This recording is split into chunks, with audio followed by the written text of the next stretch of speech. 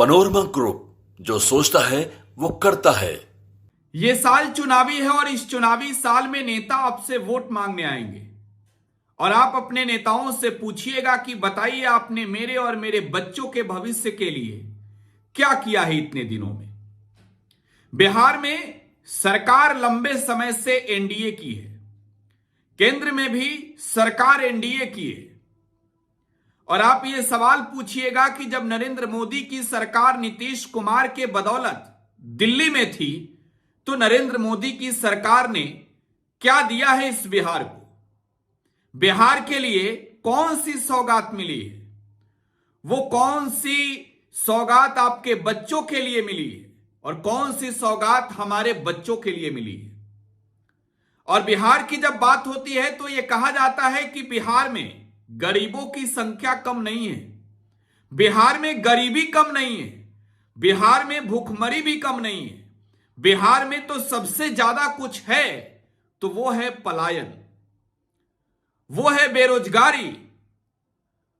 और ये बात आज इस वजह से कह रहे हैं कि इस बार के बजट में भी नेताओं ने बिहार की जनता के इमोशन के साथ जिस तरीके से खिलवाड़ किया है, यकीन मानिए जब ये रिपोर्ट आप पूरी तरीके से देखेंगे, आप समझेंगे तो आपको यकीन हो जाएगा कि नेता अपने और अपने बच्चों के भविष्य के लिए कितना चिंतित हैं और आपके बच्चों के भविष्य के लिए कितना चिंतित है। बिहार को लेकर चर्चा जब भी की जाती है बिहार के बाहर दूसरे प्रदेश में, तो जरा सोच कर देखिए और बताइए कि क्या कहा जाता है बिहारियों को। मैं तो बस ये कह सकता हूं कि क्या नहीं कहा जाता है बिहारियों को। पंजाब वाले भी बिहारियों को ताना मारते हैं, दिल्ली वाले भी, हरियाणा वाले भी, मुंबई वाले भी, महाराष्ट्र वाले भी, नागपुर वाले भी, कोलकाता वाले भी, हिमाचल वाले भी, उत्तराखंड वाले भी, देहरादून वाले भी।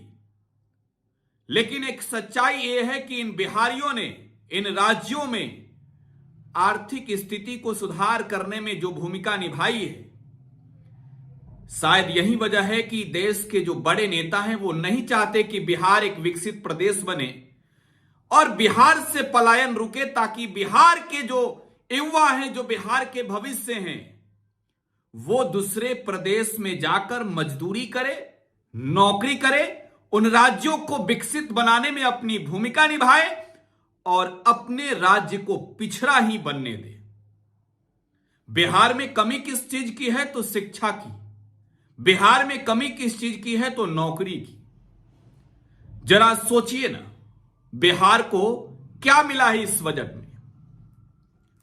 जब मिथिला की साड़ी पहनकर केंद्रीय वित्त मंत्री संसद के अंदर बजट पर बोल रही थी और बिहार को सौगात देने की बातें हो रही थी, तो संसद में बैठे बिहार के तमाम जो एमपी हैं, जो एनडीए खेमे के हैं, वो ताली पीटकर समर्थन दे रहे थे, डेस्क बजाकर।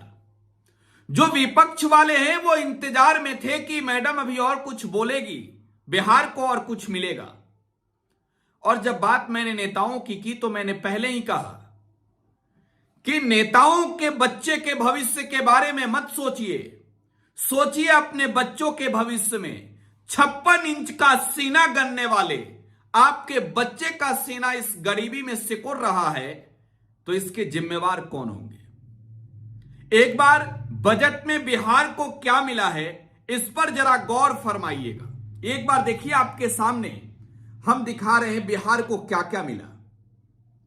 बिहार को जो मिला है इस बजट में वो आपके सामने है। मखाना बोर्ड का गठन बिहार में किया जाएगा और बिहार में मखाना किसानों को जो है, जो मखाने की खेती करते हैं, उन्हें इससे मदद मिलेगी। इसके अलावे बिहार में ग्रीनफील्ड एयरपोर्ट और बिहटा में ब्राउनफील्ड एयरपोर्ट मिलेगा। आईआईटी पटना की क्षमता का विस्तार होगा। बिहार में शिक्षा के क्षेत्र में भी आप ये कह सकते हैं कि केंद्र सरकार ने डुगडुगी पीट ली है। फूड प्रोसेसिंग संस्थान की स्थापना भी बिहार में होगी। मिथिलांचल में वेस्टर्न कोसी कैनाल प्रोजेक्ट के तहत जो है वो राशि दी जाएगी, सहायता राशि। और ये कहा है कि बिहार के मिथिलांचल क्षेत्र में 50,000 हेक्टेयर से अधिक भूमि पर खेती करने वाले लोगों को इसका सीधा लाभ मिलेगा। अब आप सोचिए कि ये जो तोहफे बिहार को दिए गए हैं, ये जो तोहफे बिहार को दिए गए हैं, मखाना बोर्ड, खाद्य प्रसंस्करण के लिए सहायता, जो यहां पर बिहार में राष्ट्रीय खाद्य प्रौद्योगिकी उद्यमिता और प्रबंधन संस्थान की स्थापना की जाएगी, या आईआईटी पटना के क्षमता में विस्तार, या ग्रीनफील्ड एयरपोर्ट, या फिर मिथिलांचल में पश्चिमी कोसी नहर परियोजनाएं, क्या बिहार के लिए बस इतना ही काफी था? अब मैं आपको बिहार के नेताओं के बयान और भाषण याद दिलाना चाहता हूं। खास तौर पर शुरुआत तो मैं देश के प्रधानमंत्री नरेंद्र मोदी जी के ही संबोधन से करूंगा। मुझे याद है बिहार में नीतीश बाबू के खिलाफ ही मोदी जी प्रहार कर रहे थे।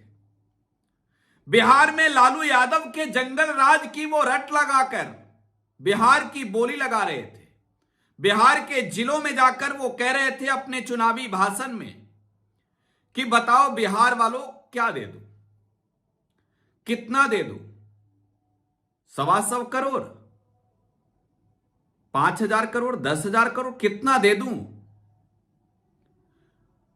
प्रधानमंत्री नरेंद्र मोदी ने तब यह कहा भी था कि बिहार को विशेष राज्य का दर्जा, विशेष पैकेज, विशेष ध्यान तीनों देंगे हम, सरकार तो बनाइए। प्रधानमंत्री अपने कुर्सी पर बिहारियों के वोट के बदौलत बैठे हैं, लेकिन क्या मिला बिहार को? कितना बदला इस बिहार का तकदीर? कितना बिहार में इंफ्रास्ट्रक्चर के फील्ड में काम हुआ? कितना बजट में शिक्षा को लेकर, गुणवत्तापूर्ण शिक्षा को लेकर ध्यान दिया गया? पलायन रोकने पर कितना विचार हुआ? नीतीश कुमार को भी एक वक्त बड़ा जुनून था कि बिहार मांगे विशेष राज्य का दर्जा का अभियान और मुहिम चलाएं। एक वाकया ऐसा था कि नीतीश जी ने तो अपना नाखून काटकर दिल्ली में नरेंद्र मोदी जी को भेज दिया था कि दिखवा लीजिए मेरा डीएनए खराब नहीं है। दिल्ली तक नीतीश कुमार ने बिहार के विशेष राज्य के दर्जे के लिए प्रदर्शन तक किए। लेकिन अगर नेताओं के दोहरे चरित्र की चर्चा की जाएगी तो इन बयानों पर गौर किया जाना चाहिए कि जो नीतीश कुमार बिहार के लिए भाजपा से दूर हटते ही विशेष राज्य के दर्जे की मांग करते हैं, विशेष पैकेज की मांग करते हैं, वो नीतीश कुमार जब एनडीए में होते हैं और उस नीतीश कुमार के बदौलत जब नरेंद्र मोदी के सरकार की कुर्सी टिकी होती है, नीतीश कुमार की घिग्गी बन जाती है नरेंद्र मोदी की सरकार के आगे बस ये कहने में कि बिहार की जनता ने जो ताकत देकर आपको इस सरकार की कुर्सी पर बैठाया है, कम से कम हमारे बात का तो थोड़ा सा ख्याल रख लीजिए। बिहार को विशेष राज्य का दर्जा दे दीजिए, बिहार को विशेष पैकेज दे दीजिए। मिला क्या? काश नीतीश बाबू इस बात को लेकर भी गुहार लगाए होते कि भारत की सरकार बिहार में रोजगार के क्षेत्र में, बिहार में नौकरी के क्षेत्र में कुछ बजट में और ज्यादा मदद कर देती। बिहार से जो पलायन की स्थिति है वो तो थोड़ा सुधार लेते। क्या मिला बिहार को? बिहार की तुलना में भाजपा शासित राज्यों को क्या मिला? बिहार में जनता 40 सीटों पर जिताकर सरकार बनाने में मदद करती है, चाहे वो यूपीए की हो या फिर एनडीए की। लेकिन जरा सोचिए कि इस नरेंद्र मोदी की सरकार में बिहार के बच्चों के भविष्य के लिए कितनी बातें की गई है। इस बजट में बिहार में विकास के क्षेत्र में काम हो, इसके लिए कितना कुछ किया गया है। अब जरा आप ये सोचिए कि बिहार की अगर हम बात कर रहे हैं तो बिहार में मैंने पलायन की जिक्र शुरू में ही की, तो बिहार के लोग वोट देने के लिए बने हैं, दूसरे राज्यों में नौकरी और मजदूरी करने के लिए बने हैं, दूसरे राज्यों में जाकर वोटा होने के लिए बने हुए हैं। बिहार में कितनी फैक्ट्रियां खुली, बिहार में कौन कौन से कारखाने खोलने के लिए सरकारों ने पहल किए।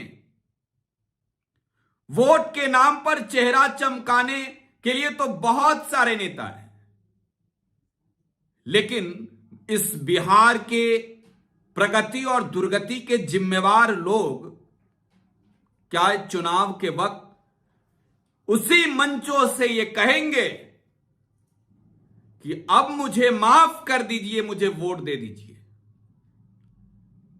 जिम्मेवारी किसकी है इस बिहार को डेवलप करने की? डबल इंजन की सरकार, एक इंजन आगे की ओर एक इंजन पीछे की ओर, या फिर ये बराबर विकास के रफ्तार की बात कर रहे हैं?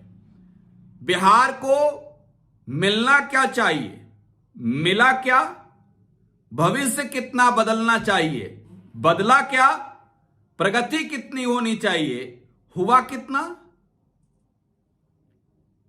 आपको भी अपना जवाब देना होगा, अपना बात रखना होगा, और कमेंट बॉक्स खुला है आपके प्रतिक्रिया के लिए। दीजिए अपनी प्रतिक्रिया कमेंट बॉक्स में। धन्यवाद।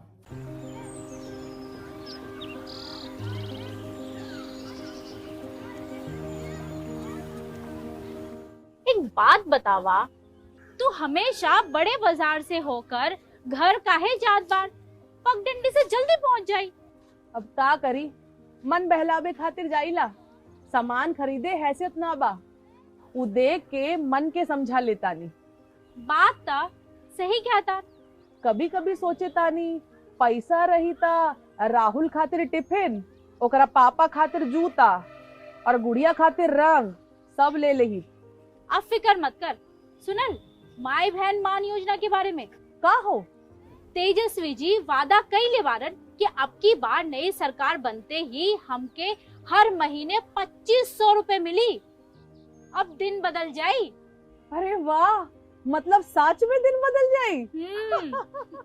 माई बहन योजना, महिलाओं की समृद्धि, बिहार की प्रगति।